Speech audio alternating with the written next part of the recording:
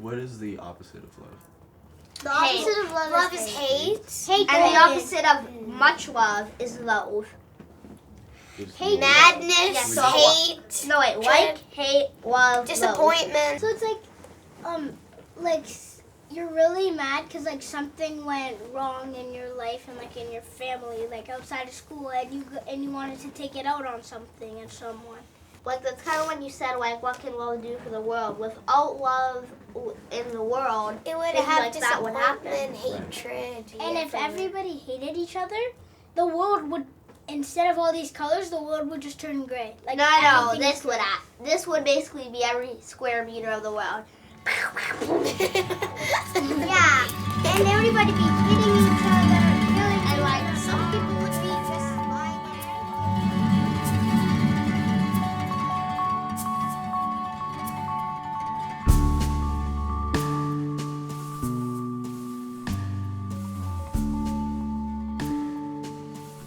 And you know, hate is a very strong word. Yeah. You know, they say most people who hate actually love.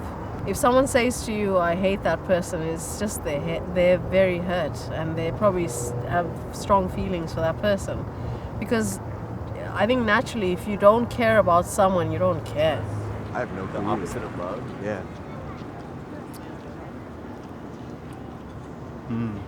Trying to think deep now. Neglect. Lack of care. Lack of showing any emotion. Mm-hmm. I guess in the hate you kind of have Hate's to have more some- intentional, I think. Yeah. It's like You kind of have to have some emotions towards someone in order to hate them. Neglect is just a complete lack of care. Hate is so strong, but I think there's also negative emotion within love. It's like you can't really, it's like, do you have light without darkness? Do you have love without hate? I mean, I think love, there's a lot of expectation around love. So when you're not feeling like fully loving towards things or people that you're supposed to feel love towards, I can feel kind of like guilt or like confused by that. And then there's almost like this cycle of hate towards yourself where it's like, I have this expectation of myself to be in love with this person or love everything this person's doing. But then that doesn't always come to fruition, and that can be kind of like frustrating, I guess. I think the biggest challenge with loving people is expectations. Okay, so that's the difference between loving people and loving animals. Animals don't expect, and I think that's what ruins love is expectation. Because when you meet someone, people have expectations of what they want, what they need, and when they don't get that, it all goes pear-shaped. That's what the biggest thing is. So I think if you love someone without expectation, then it's all good. You know, initially when you fall in love with someone, so when I think about, and I'll use my point of reference, when you fall in love with someone, you fall in love with their image, their look. There's some attraction to them. They might be charismatic. They might be bigger than life, right? And you're looking at them and you're like, wow. You just get that feeling, especially initially that eros stage where you're almost lustful for them, they're hot, they're this, they're whatever, right? But then that transitions, right, to this pragmatic type love. It's enduring. It's you will listen before you put a bite in your mouth. You ask, did you eat? No, okay, you could have it. It's there-ness, being there for the person in a way that no other person would be, and knowing that if there is no other person in the world and just that one person you had to live with, you're okay with that because you know they are there for you in every way. It's very hard, and it takes a lot of courage for someone to choose to love somebody else. Yeah, and in our relationship, sometimes we tend to have a lot of fights, and at the end, I realize that our fight is always about like, you don't love me anymore. I can't feel enough love from you. But after that, I realized the first thing I need to do is to choose to believe in love first, and then I can find it.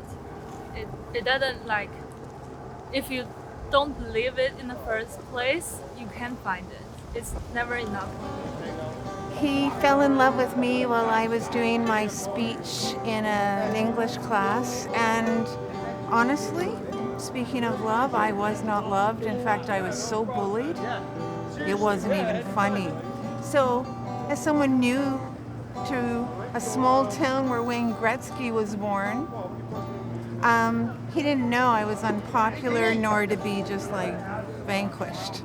He fell in love with me. I fell in love with him. I never thought that would happen in my lifetime in public school. That natural thing that occurs, and even if you try to hate somebody that you love, I don't think it's possible. I think if you love them, you love them. It's natural. And not loving somebody or eventually not loving somebody or falling out of love with somebody, that's also organic. You can't just stop, right? I think it's not a choice, unfortunately. It's not a choice. When he ripped my heart out of my chest, just before prom, and I walked the railway tracks in Brantford, Ontario, going towards Paris, but not France, Ontario. And I cried at Glenhurst Gardens and sobbed, hoping that I would die of hypothermia. I have thanked him every day since, because I went on the road 6 months later in travel, sales, and marketing at 17 years old. Hey, so hi, your name's Jane, right? Yes, I'm Jane. Hi. Hi. Nice to meet you. Nice to meet you too. So, yeah, if we could ask you if you remember and if you could tell us about your first love. Yeah. Well, I felt pretty hard for a boy in university. So I would have been 19, 20, something like that. And yeah, we lived together for 8 years and had a very happy life together. And yeah, then after 8 years, it was over. He was probably one of the most important people I've ever met. And he showed me a lot of things to do, and he showed me a lot of things not to do as far as how to treat people, and I think I benefited by that. So it really was a very, very big event in my early life, in my 20s. I'm in my 60s now, but I still think about him. He died a couple of years ago, and you know, it's still a big deal to hear that he's no longer on this earth. So yeah. Okay. So everybody close your eyes again and think of that sadness besides Mia. And when I say a word, you're gonna shout out what's the first thing that comes to your head. Okay? Everybody imagining darkness? Yep. No. Okay, imagine darkness for 1 second. Fine. The word is love. A hug from my dad. A kiss from my mom. Probably a gift from anyone I know. Yeah, probably a hug too. Alright, everybody open your eyes, that was great.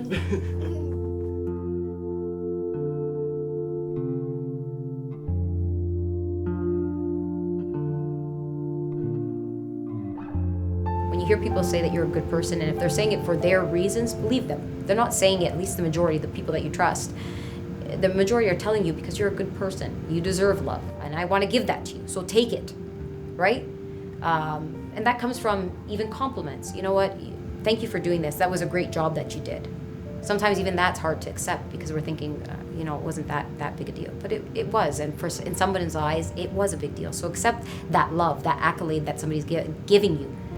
The more you love yourself, I'm telling you, the more you love yourself, and not in a vain way, but in a respectful way, the more love you can give. I like myself because whatever I do and whatever I'm good at, I will still love myself even when I get mad at myself. What do I love about myself? I think I love my ability to connect with people, and my drive for community and creating community, and pursuing experience and just trying to love life, however that is. So there's kind of this whoa moment in love and that initial attraction to something. Do you think love is maintaining that feeling? You know what I know? You know what I know? That I don't know anything. That's the thing. whenever you're starting to think about it, actually, the only question sometimes that I have is why. I don't know why. I don't know why I have the question why, but it's just inside sometimes, you know. Everything else, I'm not thinking. Don't think too much. How did she say?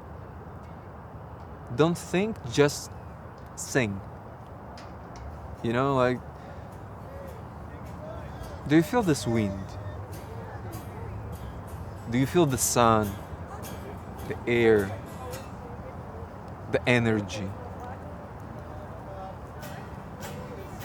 For me, this energy is God and love. The energy of everything and nothing at the same time.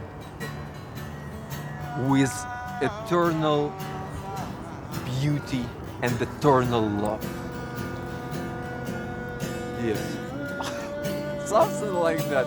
But at the end of the day, love, love, love. Love, love, love. Love, love, love. Love, love, love. That's it.